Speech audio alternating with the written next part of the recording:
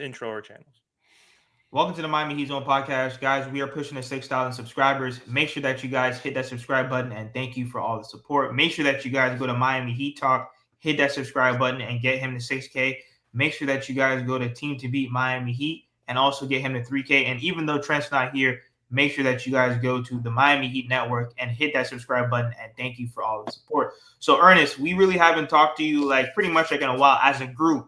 So just real quick, how do you feel about this whole Jimmy Butler situation going on with Pat Riley? Who is to blame? Who is at fault? There's just so many different stories. There's so many different just avenues of different people saying different things. So where do you stand right now, in terms of Jimmy Butler is still under contract, $48.8 million. He can't opt in next year for $52 million, but he really doesn't want to be here anymore. So how do you feel about this whole situation going on? I mean, whose fault is it? Both. I think, you can see it from both perspectives. There's like 50% of people that'll be on Jimmy's side, 50% that'll be on Pat's side. It's just depending on how you look at the situation. You could be upset with Pat Riley because he never gave Jimmy Butler the help he really needed.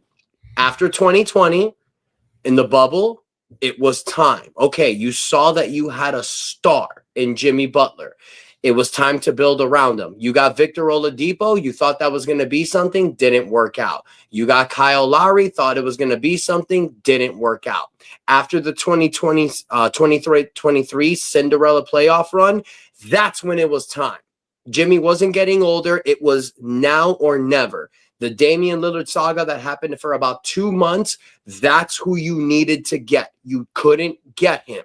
And then the Heat fell flat on their face. There was a report that came out that Jimmy Butler was pissed off because all the Heat got were Thomas Bryant and Josh Richardson.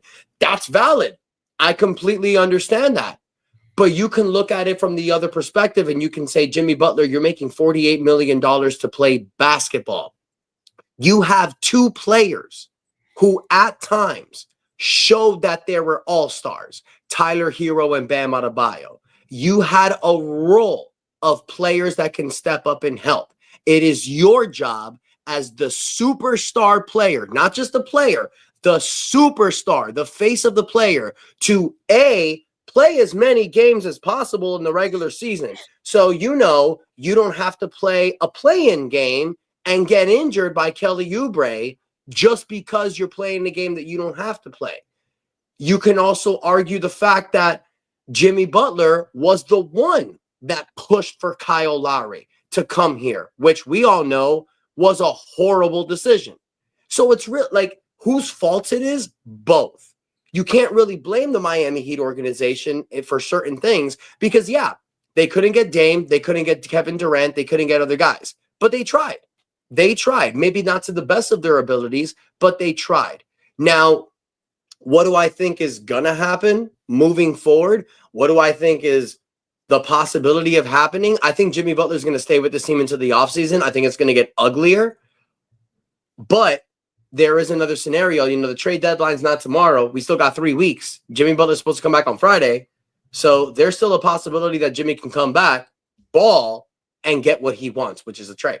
So no blame is more on the side of the other. It's just how you view the perspective. Yeah, but you don't also feel because there was another report that also came out saying that Jimmy Butler wanted to keep guys like Caleb Martin, Gabe Vincent, and Max Strus. But realistically, you can't really keep all those guys, especially when the Cleveland Cavaliers, they're trying to offer Max Strus $64 million. And once again, all of this stuff is all allegedly. We will never really know the truth. Maybe until 5 years from now, when it's really all said and done. But from what Jimmy Butler so far is asking, there's no way that we can keep those guys and improve the roster. You know what I mean? You're damned if you do and you're damned if you don't. But what do you think about that, Amir? Because people were saying that, those guys should have stayed, but we couldn't afford to pay them. We offered them contracts, but I can't blame them for leaving to get it back.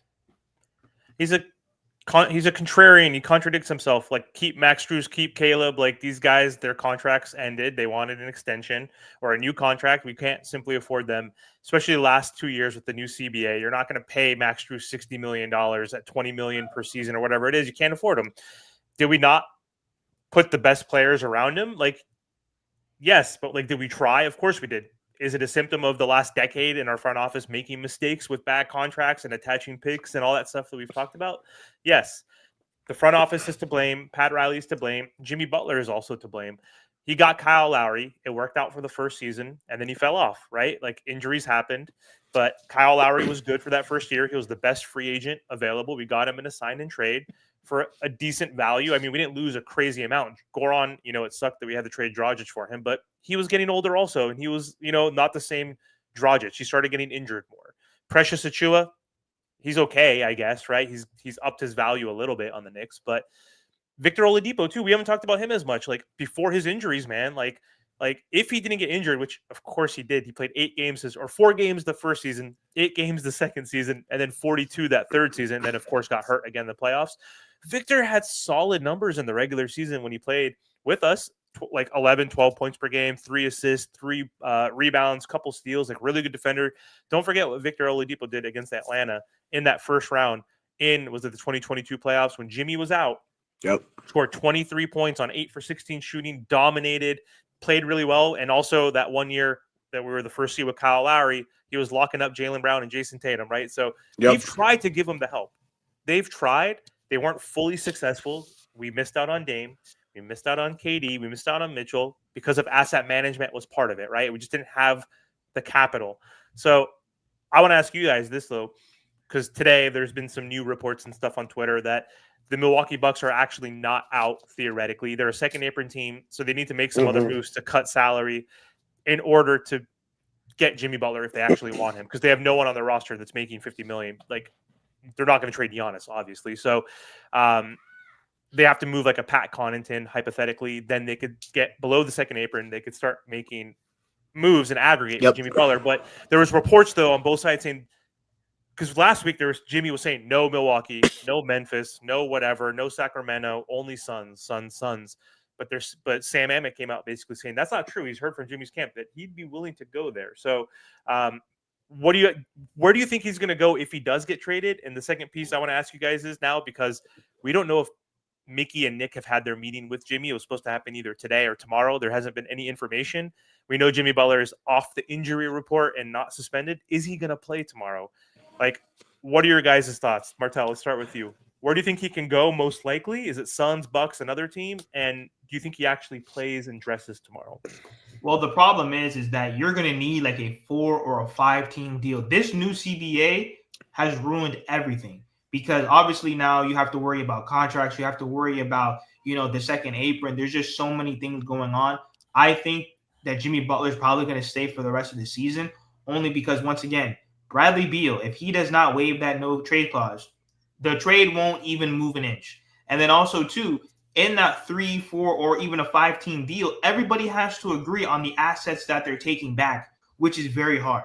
And even the Miami Heat, they're making this as difficult as possible, because Pat Riley said he wants win-now players, but then at the same time, he doesn't want to take on long-term salary. You can't have both. Any win-now type of player, let's just say for argument's sake, Kyle Kuzma, that's $18 million or $20 million. All these guys are going to definitely cost you a lot of money, whether you're taking them in, moving them around.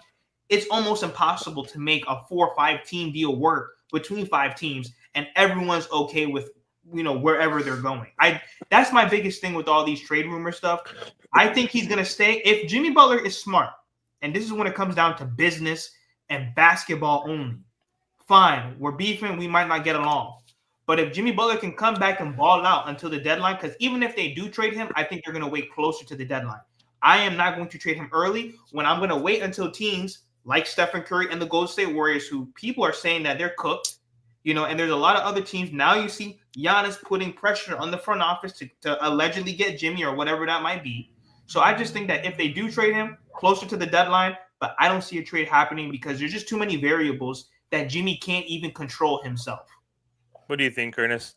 Do you think he'll come back tomorrow, or do you and also do you think he gets traded before the deadline, or what do you think happens? So the trade deadline, absolutely. I mean, I'm 50-50. I think Jimmy can get moved before the trade deadline. Right now, no. Like, he's gonna have to suit up. Jimmy Butler has made this situation so bad. Why would another team want to trade for him? Like, the only reason why, and the reason why Milwaukee makes a little bit of sense, is because, like you said, Amir, they're a second apron team. So Jimmy can possibly opt out of his contract after this season and free up $52 million for Milwaukee's books next year. But let me remind y'all something. Jimmy's been in Miami for 6 years. Why the hell would Jimmy want to go from Miami to Milwaukee? I don't believe that at all. There's one team that Jimmy wants, and that's Phoenix, for 2 reasons: the weather and the fact that the owner is willing to give him the money he wants. Let's be clear on one thing, and one thing I've learned about this whole process through Jimmy. Winning is number 2. For Jimmy, it's all about getting paid.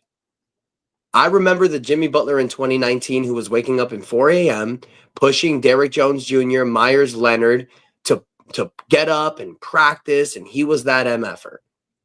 And things have changed. I'm not saying that Jimmy's changed who he is. He's changing his perspective. It's about money. I used to feel like that Jimmy just wants to win. Not necessarily. For him, it's about money. That's why this Phoenix thing makes sense. I don't think he's getting traded to Milwaukee. If you guys want me to be real, Milwaukee's not the perfect solution. And, bro, you know what? Milwaukee's the 4th seed. Why the hell would they free up space for Pat Connaughton and other players to bring in a guy who's not even going to play that much in the regular season? And it could be out of this team after this season. There's one main fit for Jimmy, and that's the Memphis Grizzlies. If Jimmy really wants to win, then that trade that was proposed about a week ago with Memphis and Miami would have gone through. I don't think Jimmy gets traded for one reason: Bradley Beal. Ain't no way that he want Bradley Beal's contract, and I don't think another team would take it. I've heard rumblings about teams like Chicago, Indiana, which Amir posted a video about. And one team that I thought could really use Bradley Beal was Detroit. I thought if any team would be considered a multi-team trade, like a 3-team trade, it'd be Detroit. Because Detroit, they've been having a fire 2025. And with a guy like Bradley Beal, his veteran presence, he can help them get into the playoffs. But Detroit's not going to do it. He has a no trade clause. I don't think it's going to happen. What I think is going to happen, I've said this in my channel, and I said it earlier and I'll say it again. Jimmy's got 3 weeks to boost his value. I think Jimmy comes back. I think Jimmy balls. I think we're going to see a different Jimmy Butler. We're not going to see that same Jimmy Butler in New Orleans. Now, if we do, that tells you how much of a piece of bleep he is. But I really feel that what Jimmy needs to do, come back these next few weeks, show that there's no drama. Come back, ball. Be Himmy. That same guy that we loved in 2023 in the playoffs. Jimmy will show that guy, and then the Miami Heat will be able to trade him. Or it might be in the offseason. I don't like, even though I said earlier 50-50 by the deadline, I just don't think it's going to happen. I really don't think it's going to happen, honestly. Yeah, I don't know, man. I think the opposite. I think he's going to get traded. I think he played his last game in a Miami Heat uniform. I think it's possible that maybe he can play a game or dress up hypothetically and play a couple games here and there, and we trade him at the deadline, or we just pay him to sit out until the trade deadline. I know Pat doesn't want players to sit out, but like, why would he want to play with us? It makes 0 sense. There's no reason he's going to meet with Mickey Arison. There's no reason to sit down with Pat Riley and Mickey Arison if you're not coming back. He already made it clear. What did you tell Pat Riley? That's the thing. Why I disagree, because literally he said, I lost all my joy. He quit on the team and didn't play those 2 games. And then 30 minutes after the Pacers game, we got the Shams report basically saying Jimmy Butler requests the trade. And then he reiterated, I want to be traded. I want to be traded. Then he met Pat Riley face to face. Was it this week? And he basically also said to Pat, like, I want to be traded. Like, I don't want to play here. So like, why is he going to change his mind? Like, I mean, he's done this everywhere he's gone. He's just every team, Minnesota, Timberwolves, Philly, like everywhere. That's his formula. It's his MO. So I want Jimmy to stay. I would be so happy if that Kevin Love tweet or Instagram post where you mentioned earlier, the Wolf of Wall Street thing, I'm coming back or I'm not going anywhere. If that's true, I actually will take Jimmy back because Yeah. this team is worse without him. I don't care what people say. He's still our best player, and we need Jimmy Butler. We go as far as Jimmy Butler takes us. Like, you saw what happened when Jimmy Butler didn't play last season, right? I know Terry was hurt, but who gives a shit? Terry's showing what he's worth now. It was more so Don't get Duncan. me started there. It was more so Duncan was hurt, obviously, with the back issue and Jimmy being out. We won one game against the Celtics, but we shot a freaking franchise record, like made 33 pointers as a team. That doesn't happen often. So I don't think he's coming back because like he's doubling down. He's saying he wants to get traded. Like he said it to Pat. I don't know why he's meeting with Mickey Harrison. I don't know what Mickey's going to say or do, or is he going to give him the extension? Because Jimmy said, well, it was about the destination. They said that they might be talking about the destination on where he might end up. But just real quick, we have 245 people in the building. Make sure that you guys go to the Miami Heat Talk and subscribe to his channel. And make sure that you guys go to Team to Beat Miami Heat. Make sure that you subscribe here. We are pushing to 6K subscribers. And make sure that you guys go to Miami Heat Network and Top Notch and get Trent to 11K and to 5K subscribers. Yeah, now, buddy. Why do you guys think Terry Rozier has not worked out? I've seen a lot of people break down film on him. What he's doing out there is absolutely atrocious. I'm talking about taking step backs into the defenders, but then also too, people have been cooking Spoelstra because his, some of his rotations, and especially last night with that Laker game, I don't understand why we haven't really seen Bam and Khalil Ware play more. When I think that last night Khalil Ware had his best game in a Miami Heat uniform. When you're blocking AD, and of course he's not going to be like Chris Bosh 2.0 or like Hassan Whiteside great right now, but how is he not on the court right now, Ernest? So, and what's going on with his rotations? Because some of the rotations is terrible. So, I feel that Spo is obsessed and he watches videos all night long of small lineup rotations. He has this obsession of starting undersized players. And that's basically because back when he was coaching the Big Three, he started Eric Dampier and Chris Bosh in the front court. Then eventually he switched it to Bosh and Shane Battier next to LeBron James, and he thought this works. Pace and space. That's what Spo is. That's the type of coach he is. That's why we've seen Haywood, mother effing Highsmith as the starting power forward for years now. This is the reason why when PJ Tucker left us in 2022, they didn't get another power forward. Their answer was Caleb Martin. This is how Spo plays. To move Bam to the 4 and put Khalil Ware at the 5, it's not what Spo's used to. Now, I think that's the answer. I feel it's the answer. I feel that you have players that can combat these guys and come off the bench. Kevin Love can be your backup center. Nikola Jovic comes off the bench. I just feel that Spo thinks that what he's using right now works. Because remember, before all this Jimmy crap and drama, a starting lineup of Jimmy Butler, Haywood Highsmith, Bam Adebayo, Duncan Robinson, and Tyler Hero was working. They were 9-4 at one point. So Spo, I feel that Spo feels that his decision, his putting Bam at the 5 works. I don't think a lot of Heat fans feel that way. Me personally, I think it's time to start Khalil Ware. But you saw last night when Bam Adebayo was playing the first quarter, he came out with 3 minutes left. What did Khalil Ware do? In 4 minutes, he gave you 5 points and 7 rebounds and a block shot. That's what Spo's looking at. So I understand that. Can that change next year? Hopefully. But I don't think you're going to see that for the rest of the season. I think you're seeing it tight.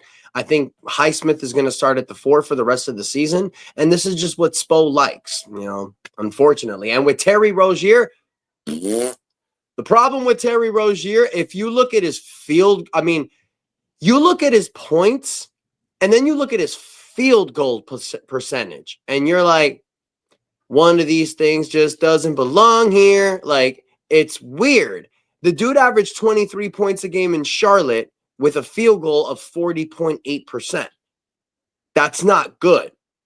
That's what Terry Rozier averages. So he chucks up a lot of shots. He makes a lot of points, but they come in bad attempts. It's just with the Miami Heat, he's not able to get as much shot up. So instead of averaging 23 points a game, he's averaging 12 points a game. Look, the Terry Rozier trade was a bad decision. It was. You gave up a future first-round draft pick and a guy that was expiring for a dude that's just causing you headaches. Let's call a spade a spade. It was a bad trade. You can't trade Rozier. Ain't nobody going to take his contract until next year. So we're stuck with him. Hopefully he gets better. And go ahead, Amir. Like, what do you think about Spo's rotations? Because especially last night, guys like Duncan Robinson, he couldn't make anything. And Spoelstra, he's known. And I'm not saying that we have to count on these guys, because to be honest, if we have to count on like Khalil Ware and Josh Christopher and Kashad Johnson, we do have bigger problems. But the Miami Heat, they are known for playing those guys when we're kind of short-handed, and especially how we have no Jimmy. You're supposed to let the young guys run. So how come, guys like Kashad Johnson, which I thought he should have got some burn last night too, because he is 6'6", 6'7". He has the size, he has the athleticism, at least to stay in front of his man. I'll tell you why. Because if the Heat don't make the playoffs, then 2 of their first-round picks that they owe, the one for Terry Rozier, the one they gave to Charlotte that they attached with Kyle Lowry for that trade, that is going to become an unprotected first-round pick versus a protected first-round pick. And so being protected, that means we get to keep it, right? If we suck. But if it's unprotected, which is the reason why Spo can't play right now, Josh, Christopher, Kashad, Isaiah Stevens, because he needs to win. If we win and make the playoffs, then, and I don't know if that, I think you have to win the play-in, right? You have to actually officially be in a 7-game series in the playoffs. If we do get that, then we owe OKC our 2025 pick this season, which is protected, right? And then the Hornets pick is in 20. I'm so sorry. I'm so sorry. What's that noise? Anyway, all good. Then the 2027 Hornets pick, right? That is also going to be protected if we make the playoffs. If not, then they're both unprotected. So that's why Spo is playing Burks, playing Duncan. Why he probably wasn't playing Kalel, but now has to play Kalel for all the reasons Ernest basically was saying, right? He's growing, developing, he's improving. We need him in our rotation. Obviously, with Jimmy Butler out, that's one less player in our 9-man, 10-man rotation. But that's the main reason why we can't play Kashad and those guys, because we have to win. If we don't make the playoffs, we are fucked. Our future is fucked, because think about this. Jimmy might walk away if he doesn't get traded, right? And he doesn't pick up his option. Then we get cap space. We can sign some free agents. How good is this team going to be? We're going to be a middle, mediocre play-in type team, right? Anywhere from 6 to 10 next season. If Tyler gets hurt, if Bam gets hurt, and we become a team where we only have 15 wins and we get like a top 5 pick based on our record, we lose it to the Hornets, right? So we are bad for no reason. That's why we can't play these guys. And going back to Terry Rozier, he's been terrible. I think we've been showcasing and highlighting him to show other people and to increase his trade value, right? That's why he's been starting over Duncan Robinson. And we need Duncan to start because Duncan struggles when he's on. That was a big glitch. Go ahead, Big Tone, real quick. Go ahead, Big Tone. I guess not. Well, then it's just me, you, Ernest. Now, what do you think about Bam Adebayo? Because Bam has been struggling too. There's a lot of people that have been cooking him, calling him a role player. Now, I have to say, Bam's plate is completely full. So what I mean by that is he really can't even afford to miss a game, because I don't think we're winning a game without him. Dude, he still really have no 4 because Haywood Highsmith is at the 4. And even though we have Khalil Ware, he's not a functional NBA backup 5. So once again, you still have Bam Adebayo, which Tyler Hero, I thought he's definitely getting better, like when it comes to the defensive end. But Terry Rozier, he's been atrocious on the defensive end as well. So there's a lot still on Bam's plate, and he's playing with that store back. But why do you think overall he's been struggling this season? I think there's a few reasons. I honestly thought lately the reason why he wasn't doing so well was because the whole Jimmy Butler thing. He's the captain and he kind of has to be the face of the franchise. But why he's been doing bad so much this season? Effing 3-point shots, bro. Like trying to be a 3-point shooter, trying to change his game, trying to be space in space. Bam has done the same thing for the last few years. He's been very consistent. 18 to 20 points a game, 9 to 10 rebounds. And this season, I think has been an embarrassment. Stop shooting threes. Stop. It's not working. Go back to your old game. Get back to the midi. Get the shots that worked, because it just ain't working, bro. Like that's really my opinion about Bam Adebayo. I also didn't like the fact that when Tyler Hero got into the scuffle with Amen Thompson, Bam did nothing. He's the captain. You're supposed to be out there and defend your boys. You're supposed to do what Terry Rozier did, and you don't get that Bam Adebayo. So I feel like, I don't know, man. I feel like this team has changed a lot since Haslam is retired. I'm going to be honest. Since Udonis Haslam is retired, I see a lot of coasting. I see a lot of guys getting away with stuff they haven't gotten away before, and I don't see accountability being called out on these players. And I really feel like that's happened since Haslam's retired. But he's still like a VP of whatever player like development. So how he don't travel with the team. He's not on the bench with the team. You can practice with the team and say whatever you want. You can talk a lot of crap and say, "Oh, do this, do this, do this," and then the moment Haslam walks out that door, they'll all be like, "Okay, whatever." He's not on the bench. He's not with them. He's not practicing with them. So no. And honestly, this team has been soft as hell since last year after he retired. And I don't care. I'm a Heat fan. Y'all see my room. Y'all see this stuff. But I'll call this team out when I see it. I think this team has been soft as hell. And I think they're going by two guys that are supposed to be our captains, supposed to lead this team. One is acting like a petulant child, Jimmy Butler. And the other one, Bam Adebayo, is a mama's boy who acts a little soft sometimes. So you need that culture mentality back. I don't know if it's Udonis Haslam joining the coaching staff. I don't know, but that's what I've been noticing lately. Yep. Martel, where did I cut off on, by the way? How much did I cut out? Nah, you actually kind of froze up pretty good. But my boy Michael is in the building. Make sure that you guys go to his to his YouTube channel. Make sure that you guys also go to Big Tone real quick. So Michael, what do you think about all this stuff that's going on right now?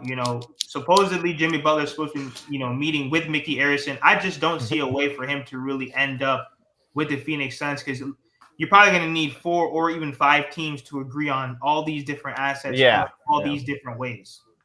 I mean, you saw Kevin Love's post. We're all good, baby. Back in the 305. Nah, I'll be real though. Does that really do anything though? Like, we shall see. Because here's the thing: Hero has been immaculate. Like no doubt about it. Okay, hold on. He there?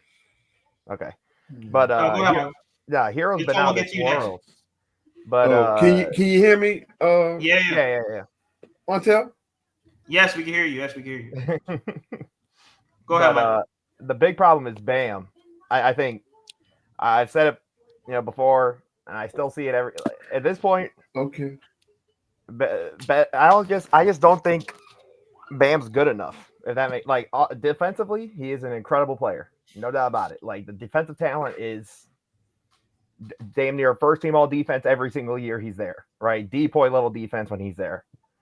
But you guys are Heat fans. You watch way more games than me. At what point do y'all just throw your remote at the TV whenever he can't make a little floater or a layup, or he refuses to take a jump, a midi, or you go on Twitter and you see his layup percentage was however early in the year it was, he was 30% when it was a layup. At what point with Bam do you say enough's enough? Last night, no Jimmy Butler. You're supposed to be our second best player because Tyler Hero is playing as our best player this season. And he has 7 field goal attempts. And you look at the second guy, because Tyler had 12 for 18 last night, by the way, 34 points. Fuck the Lakers. I'm pissed we lost that game and blew it. But who had the second most shots on the team, guys? Do you guys remember? Haywood Highsmith. Shout out to Haywood, right? For playing his role, being a good 3-and-D guy. Haywood Highsmith had 12 points. He took double-digit shots, and Bam did not. In a game where we need to win because the East is tight. We went from 7 to 9. We were 6 3 days ago, right? You could fluctuate 3 spots up and down anyway. Bam took only 7 shots. You need to be aggressive. He used to show up against the Embiids, the Jokers, the ADs specifically, right? And he would be upset when you would play those guys because he was thought of as the 4th or 5th best center, right? After those guys. And he hasn't done that lately. He hasn't been doing that lately. Bam's not elite. He's not elite offensively. He came in raw as a backup who barely played his rookie year. He keeps telling Kalel, hey, you're lucky you played even any games because I didn't do shit. I was playing behind Whiteside. He came in with a hook. He was raw. He's developed exponentially, right? A lot of players don't do that. Look at Rajon Rondo, one of the one of the most underrated point guards, NBA champions, floor generals, never learned how to shoot that midi. Like he got a little bit better. Same with like Russell Westbrook. Like you think these guys don't put their heart and soul in like those type of guys that work every day? Like, you know what I mean? Sometimes you just can't get better. And Bam has exponentially grown offensively, right? Has he not? But he's not an offensive player. And he's our max player, and he's not playing the best this season. He's regressing. Like shit happens, and it's unfortunate for this Miami Heat team right now because we need Bam to step up. But he's more than an offensive player. He's still a top 30 player, I would say. I mean, where do you guys rank Bam right now? Before we would say top 25, right? For sure, All-Star. Where do you rank top 25? I just feel like maybe 25 to 35, right? Like he's probably top 25. He's this season. He is still top 25. The problem is that this Miami Heat team, they don't do right by him. So what I mean by that is we have a very stubborn coach like Spoelstra. All of our young guys should be playing. I don't care who it is. Now, obviously, we could talk about the deeper end of the bench, but guys like Khalil Ware and Jovic, they should be playing most of the game. There's no reason. There's no reason why we have no. How do you have a first round pick and you're not playing him more than 15 minutes a game? You have to play your first round pick. I agree. Especially in Khalil Ware, who's a 7th player. Bam Adebayo is a franchise guy, and he said out of his own mouth he doesn't want to play the 5 anymore, and Eric Spoelstra refuses to put him in the starting lineup. Now, I know a lot of people will say he's not ready, this, that, and the third. This Miami Heat team is not winning a championship without Jimmy Butler. So how I have to focus this team going forward is with the young guys. They need to be not winning the championship with Jimmy Butler. We haven't yet. That is debatable because the East is very weak. And listen, the Boston Celtics, they look very, very fragile right now. I don't believe in Cleveland. Boston don't scare me. Cleveland don't scare me. Get out of here. Are fraudulent. There's a lot of fraudulent teams in the East. I'm not saying it's going to be easy, but these teams are not. They're really not that good when you think about it. Now the West is something. They are really not that good. Can you hear me? The team is the Boston Celtics. But go ahead, Big Tone, because you're waiting for a minute. Oh, okay. Yeah. Can y'all hear me? Yes, yeah. Oh, okay. We said yes multiple times, bro. Oh, you did? That goes to show you that my internet was going in and out, and I never heard y'all respond. So, okay. Go ahead. No worries. What's up, Ernest? First time seeing y'all live with you, man. Appreciate you. I'm gonna have my camera on next time I come on, man. I just and Montel, no, I don't do the Bam thing. I don't do this Bam slander. But I want to ask y'all a question before I go leave and do my live. From 20 to 23, before Bam signed his Supermax, right? What did Bam get that Supermax for? Was it from 20 to 23 and the front office felt that he earned it based on what y'all say he was doing 20 and 10? Or just, I'm gonna move through it quick. Or just what he got it? Did he get his Supermax for what he had already done up to that point? Or did he get his Supermax for what they think he was going to do in the future? He got his Supermax Big Tone because he was the most dependable player on the court. Mm-hmm. He was the best player as a two-way. He can guard multiple positions from 1 through 5. He was not a locker room cancer. He was the up-and-coming guy from Udonis Haslem. He averaged double digits points almost multiple seasons. He upgraded his play every year. He became an all-star twice. He has upgraded every season. This was supposed to be the year where we saw Chris Bosh type of offensive level. Okay. He ain't that guy. If you want me to be honest, you know what Bam's role really is? The 2016 Draymond Green. That's who Bam Adebayo is. But the problem is that people will look at that and they won't think it's good enough for max level money. Like that's the issue. You look at Bam Adebayo, he's averaged 19, 18 points a game. You look at his current numbers going down and you think, yeah, he's not a maximum level contract player, which I agree. So that's why I said Bam should go back to the way that he used to play. He's trying to evolve. He's trying to be a pace and spacer. That's not his game. He needs to be the Draymond Green. He needs to be a stat filler. He needs to be that guy that he used to be. Now, this season, I think that it's a mix of him trying to change his game and this Jimmy Butler drama, because this all falls on Bam. He's the captain. There's no Okay. Udonis Haslem. So they're all coming to him. And I'm going to be real. Bam ain't that dude. He's not Okay. UD. He's not UD. Okay. He can't handle it. So in my opinion, I think the reason why Bam got that money is because he's proven every year that he's gotten better. And remember, they didn't give him this maximum contract with the play of this season. They gave him the play of last year, which he was an all-star. So yeah, he got the bag. And Okay. maybe you can look at it as like, damn, he got paid, so he's not playing as hard. Kind of like what Duncan Robinson did when he got that 5-year contract. But I don't think that's the case. I just think that Bam. Go ahead, Big Tom. My bad. Yeah, I know that's not the case, but here's my reason for asking that. Now, from 20 to 23, when Bam got that money, he was getting 20 and 10. He was doing what y'all say he was doing to earn his money. From 20 to 23, was the main system small ball, or did from 20 to 23, did Spo keep a big guy in there with him? The Leonards, the Olenics, and keep big guys in there with him when he was earning that 20 and 10. I'm trying to get through it quick. That's true. So I go, because I'm going to show y'all why, and whether you accept it or not, it's on you. No, it's that's on true. you. So from 20 to 23, when he earned that 20 and 10, the system was, and just quickly tell me if I'm wrong, under no circumstance, I'm going to say from 20 to 23, 98% of the system that was ran was two bigs in there with Bam. Am I wrong or am I right? No, you're right. Okay. I'm glad you directly answered that. Okay. So with the big out there protecting Bam and the rim, and Bam able to do and guard what he does best, defense 1 through 5. Now he's able to do everything that he did from 20 to 23 before Spo changed up his rotation and his system. He was able to do what Bam was supposed to do because he had the big help from 20 to 23. Now, from 23 to now, what would you say the percentage of Bam being the tallest Miami Heat out there on the floor? Did it switch from 2%, or now it's 98% Spo going small ball? It wasn't 2023, but Big Tone. He didn't have a big man. No, he didn't have a big man with him until 2021. Okay, let's say 22, right? Because no, 21. He got the money. He got the money when he got the money last year, right? Well, no. The last 2 years, His contract.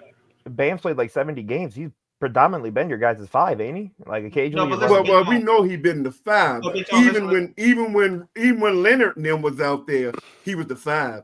Right. No, he was the 4. He was the 4. No, didn't he keep Bam No, at 5? Big Tone. No, Big Tone. He was the 4. Hold on for a minute, but that's even better. That's even better. So that means if he was the 4, then he was playing his original spot to do what it is that he's able to do. Wouldn't you say? Am I right? We agree with you. Listen, this all comes down to bad roster construction. Like I said, I cook Spo and I also cook Pat Riley because they have not put a big man or a reliable big man next to, Bam Adebayo. I mean, yes, you can count PJ Tucker, but even he was, very small. I mean, listen, once again, this Miami Heat team right now, Jovic and Khalil Ware should be starting every single game with Bam Adebayo. With Bam Adebayo. This Miami Heat team lacks size, it lacks playmaking, and it lacks rim protection. Bam Adebayo is not a rim protector. Can he protect the rim every now and then? Yes, he can. But why is Khalil Ware not out there? Khalil Ware and Jovic need to be out there. I don't agree with that. I don't think Jovic should be starting. No. The starting lineup in the front court should be Khalil Ware, Bam Adebayo, and Haywood Highsmith. You need defense. I can go with that. Haywood Highsmith is way better to start as a small, or even Jaime Jaquez Jr. And then you should have Duncan Robinson and Tyler Hero starting in the backcourt. We've seen that it works. And then Why would Terry you Rozier start? should be left at the practice stadium and Yeah, like well, to I think no. all of us. I think all of us Yeah, can agree with this. Jovic comes off the bench for Ware or Bam, and then whoever Jovic comes off the bench for, Jovic goes to the 4, and either of those guys go to the 5. Right. If Okay, you start I can Jovic agree next with to that. Ware and Bam, that's just an off-putting, weird starting lineup. That's why Jimmy works perfect. When Jimmy comes back, the perfect lineup: Ware, Bam, Jimmy, Duncan, Tyler. That's the perfect starting lineup. But that's my point, and this is why Bam numbers went down. This is why things are happening the way with Bam. Is because when you're the tallest guy out there, and you got to guard 1 through 5, and remember, while Bam out there, your opponent is putting out there 2 7-footers. Let's go with Orlando. They're putting out there 2 7-footers and 2 6'10", 6'11" people. So now y'all want Bam to beat up on, well, they beat up on Bam. Bam is the tallest one out there on his team. He got to guard 1 through 5. Then he got to go get the rebound. Then he got to beat up on 7 foot and 6'11s. Then that's the defensive side. Then you want him to go down the other end. And why the 2 7-footers and the 6'11 beat up on Bam, because they know Bam is the tallest guy out there. So they're going to do whatever. They're going to keep him out the way.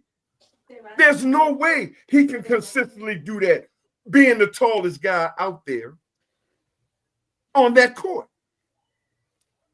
This is why I told Montel, and will continue to say, Spo going to have to stop this foolishness. At some point, bruh, Bam cannot continue to be the only, what he's 6'9", depends on what shoes he got on, 6'10". I'm about to say, yeah, at best, yeah. Yeah, it depends on what shoes he got on. He's 6'10". So he cannot be your tallest guy on the court. When you play a Jazz, a Utah Jazz, rather they bottom feeders or whatever they are averaging out there on that court 2 7-footers and a 6'10" and a 6'11". And your tallest guy, based on what shoes he have on, is 6'10". Come on, man. Y'all got to be fair, man. Y'all got to stop this Bam beating. Bam is doing, and then I'm going to let y'all know. Now, this is just my opinion. Bam is beat up. He is. Yes, he is. Bam is beat up, bro. I feel you on that, but I guess my question is, Tone, though, but you paid him the money to, I mean, I get what you're saying. Him.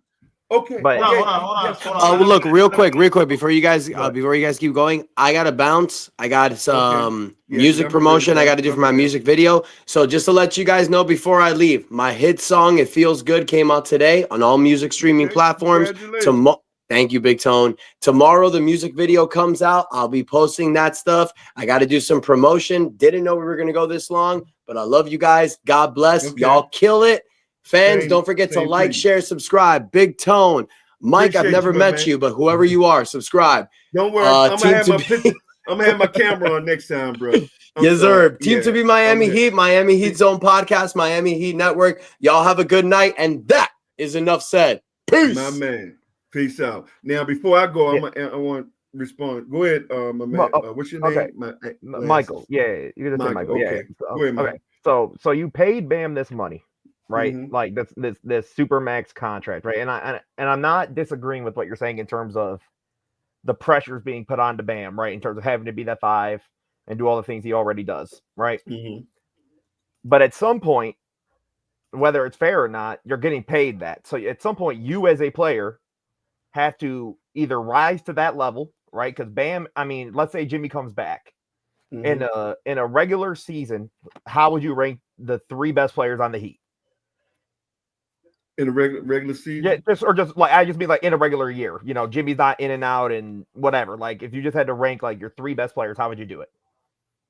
But right now, I would go Tyler, Bam, and it's up in the air. No, I'm gonna tell you something. I'm giving Highsmith praise, man. I ain't even gonna lie. I'm giving Highsmith so much praise, and y'all might not even rank him at all. But I gotta put him. I'm giving Highsmith 1, 2. Would you say Tyler, Bam? Tyler, Bam, and Highsmith right now. Would you say Bam is usually the 2 though when Jimmy's there? Like when in the last however many years? Yes, because he's been the most reliable on the court. Yes. So okay, so it's only because he's the most reliable. Do you think he should be a number 2 on a championship contending team? No, only because he really never came. Okay, listen. So the reason why Miami Heat fans get pissed and the reason why they're cooking him right now is because previous seasons we've seen Bam drop 30, drop 25. Listen, there's some nights where it's like, yo, people call him no ceiling for a reason because you're like, he has so much potential. And it's like if you were just to put an actual 4 next to him, switchable, movable, floor spacer who can help him, or at least just put him at the 4 and get a center, then oh my God, what could he do? That's what he said it out of his own mouth himself. But I think the reason why people want to cook Bam is because we've seen him drop 30 points and 25 points, averaging 20 and 10. But it's okay for him to have a down season. I understand he's the max guy, and people got to understand it's not about making excuses for Bam. That has nothing to do with anything. And it's like what you said, Michael. Right. Bam has been playing like 70 games. So you can't cook Bam for nothing because he doesn't miss games. People don't understand the game of basketball, Michael. And and like I said, make sure that listen, we have 400 people in the building. Make sure that you guys go to Michael's channel right now to Emsters Knows Hoops and hit that subscribe button. Make sure that you guys go to Big Tone, to Ernest, to Amir, and Trent. Make sure that you guys go to our platforms. There's 400 people here. Hit that subscribe button. Now, back to what Michael was saying. Think about it. There's no team. Look at all the great centers, okay? Yeah. They have a 4 and a reliable backup 5. At least one of them. Think about it. The Timberwolves had Cat and they had Rudy Gobert. Right. Bam does not have that. He has a guy that is 6'5", Caleb Martin or Haywood Highsmith. Right. And his backup center, even though it's a 7 for Khalil Ware, he is not a rotational backup 5. He's a rookie. No, I get you. The only centers I can think of that might have it worse, I guess, is like Jokic right now, because his backup 5 is like maybe Aaron Gordon if he's healthy, or unironically DeAndre Jordan in 2025. So that's a thing. I agree. It's weird though, because it's like when you look at like, for example, I guess we could go like the Nuggets. So, people would harp on, Jamal Murray because his regular seasons, would never look quite as good as the playoffs or whatever it is you want to say, right? I guess my question is with Bam, it's like, I agree with you, but do you think his aggression, like what's changed about his aggression, though? I feel like his issue has always been aggression. Well, again, what changed? He's beat up, bro. And that's what people are not seeing. You know why people are not seeing that? The fact that Bam is being beat up? Is because all they see is his max money. I don't care if you make $1 billion a year. You can only do what your body constantly allows you to do. He's beat up, bro. He's the biggest guy on his team out there 95%, 98% of the time. He got to continue to, and remember, and another thing I was saying, Bam got to keep guarding fresh people. Not just one 7-footer. He got to be guarding and beating up on 2 and 3 7-footers, then 2 and 3 6'10", 6'11", who averaging 240, almost 250. Come on, man. We got to be realistic, man. This is not about no max money. This is a body issue. This is a wear and tear. And all he's asking for is give me a big guy, I can play my position, and I can give you that 20 and 10 or even 30 and 10 if you put the right big guy out there. So then my question is, so let's say you do that, right? Let's say Spo all of a sudden wakes up, God spoke to me, said, Spo, you're putting in Ware at the 5 and you're running Bam at the 4, right? And I don't think nobody going to touch us. I don't think nobody going to touch us. I don't think, especially in the East. I ain't even. Y'all keep giving the West praises. I'm not impressed with the West. I'm damn sure not impressed with the East. But if you put Ware and Bam, did you see what this young rookie did last night? Nah, I didn't. That's without Bam. Hold on. That's without Bam. That's without Bam. And so imagine you put a dominant 1 through 5 guard out there with a rim protector blocker like him.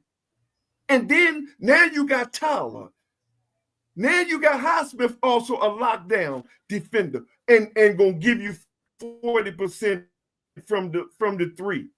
And now he even stepping his downhill game up, Hightower.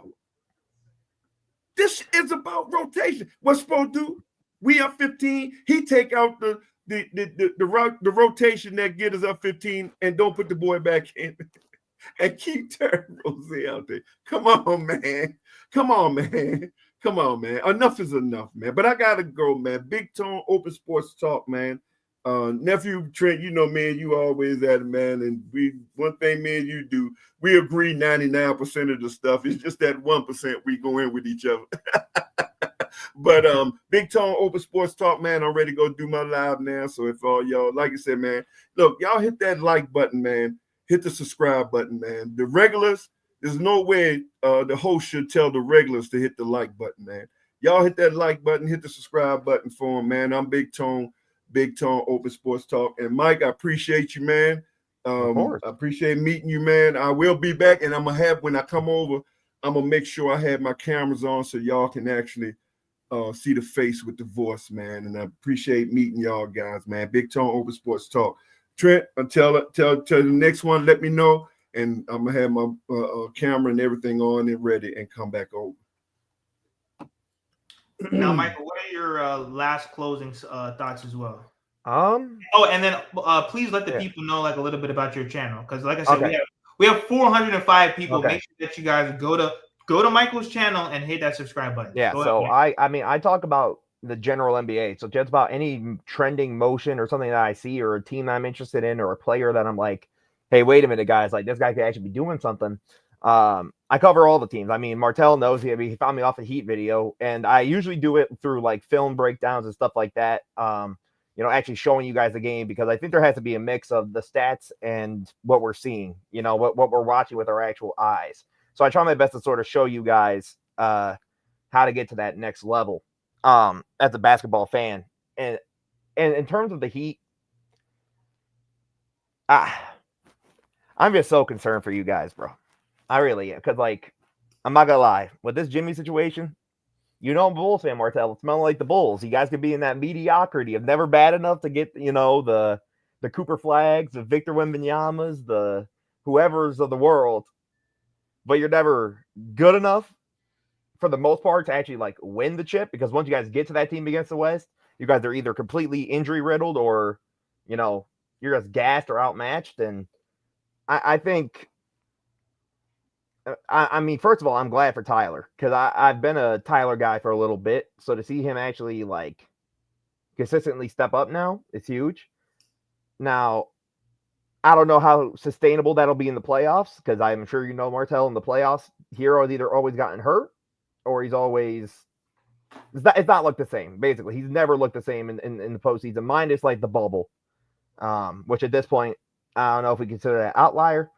But man, listen, I hope K-Love's right. I hope Jimmy comes back. But if he doesn't, hey, man, y'all need to make a choice, because, I mean, your guys' pick this year isn't even protected, is it? You guys have to get to a certain seed, don't you? Or you don't even have your pick this year. We have to make the playoffs, I believe. Which, I mean, you guys should be able to do that. I believe, like, it is lottery protected, though. I know, that's because it's some weird thing where it's like, if you guys don't make it, then it conveys to OKC and some super, you know how this pick stuff can get. It's all over the place. So it'll be like, oh, yeah, you didn't get it this year, so now it's 1 through 4 next. I don't know. But I think you guys need to make up your mind quick. Is that, like, whatever it is, just make the decision at this point. Because now we're all of a sudden, everybody's back with Jimmy, and Jimmy's talking, and Jimmy's good. It's like, wait, what? And then I'm sure you talked about it, Martell. You saw the video he posted about this is how a boss treats his workers? Yeah. I know. I was like, I almost went on YouTube immediately. I was like, I know Martell just made a video about this for sure. Listen, Jimmy Butler is the biggest troll. Like I said, I think both sides, they're definitely wrong. You know, there's a lot of things that you could point to over these last few seasons, but it is what it is. You know, sometimes things, they run its course, and this probably will run its course. Maybe he stays, maybe he won't. You know, like I said, there's just a lot of factors that come into making a trade. Like I said, I know people want to cook Bam, but it's not all on Bam. We also no. You know, we also have to cook Terry Rozier, which, you know, he was supposed to step in, especially for when Jimmy Butler is not available. he was supposed to be one of the guys that definitely step up and give us that 20 to 15 points a game.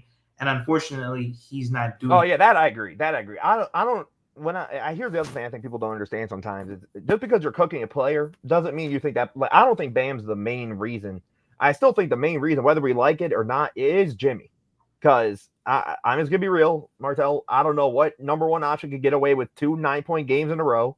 I know for a fact, you know this. If Jokic or Giannis did that, they're getting deep fried by like 50, and Twitter's gonna tell them that they were never good all along, and that they were trash. So like.